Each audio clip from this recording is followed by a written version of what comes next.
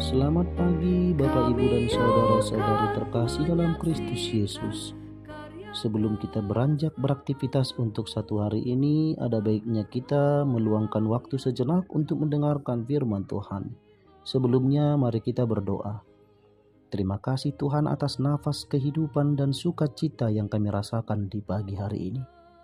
Banyak hal yang akan kami lakukan Tuhan, kami kerjakan untuk satu hari ini. Kami percaya dan memohon Tuhan akan selalu menyertai dan menuntun kehidupan kami.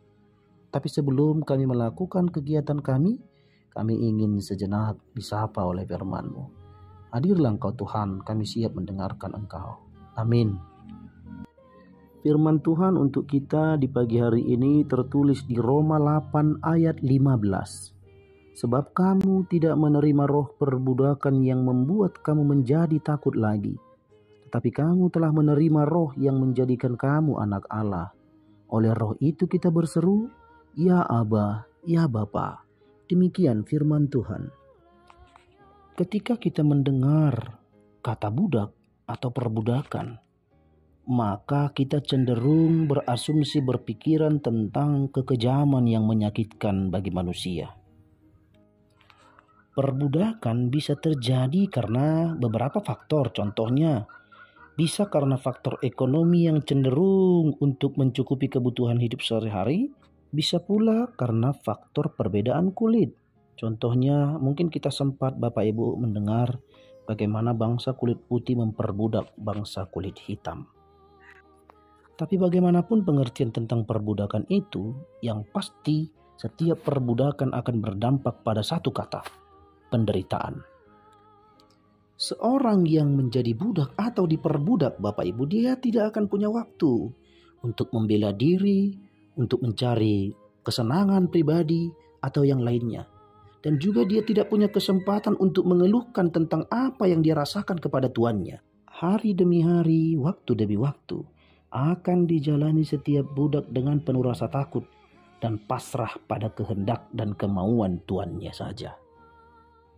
Bapak Ibu yang terkasih dalam Kristus Yesus, maka dengan mengacu pengertian tentang perbudakan budak di atas, Paulus dalam nats ini berkata, dalam hubungan kita dengan Allah tidak ada lagi perbudakan, karena yang Tuhan mau dan inginkan adalah bahwa hubungan Allah dan manusia itu seperti hubungan seorang anak dengan bapaknya.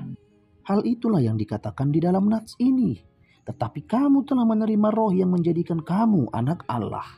Bapak Ibu yang terkasih dalam Kristus Yesus, peran Allah dalam nats ini bukan sebagai Tuan atau juragan. Tapi peran Allah dalam nats ini adalah sebagai Bapa, di mana seorang Bapa pasti akan melindungi, menjaga setiap anak-anaknya. Maka dengan demikian jelaslah bahwa Allah adalah Bapa yang setia. Bapa bagi setiap orang yang percaya, Bapa bagi setiap umat yang dikasihinya.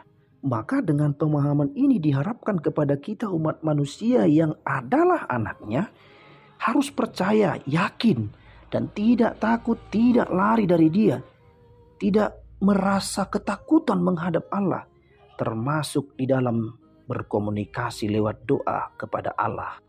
Lalu bagaimana dengan anak? Sama seperti setiap anak yang kita kenal, bermain, beraktivitas. Tapi kita menuntut mereka, mengajarkan kepada mereka untuk patuh dan taat terhadap nasihat dan perintah kita. Maka demikian juga dengan kita. Lakukan saja pekerjaan Bapak Ibu. Lakukan aktivitasmu, cari yang terbaik dalam hidupmu. Tapi dalam melakukan berbagai kegiatan dan aktivitasmu itu, tetaplah engkau menaati dan setia pada perintah Bapamu. Lalu caranya bagaimana? Cara yang terbaik adalah dengan iman. Karena dengan imanlah kita bisa percaya, mengerti, mengetahui bagaimana kuasa Tuhan, berkat dan penyertaan Tuhan itu dalam kehidupan kita.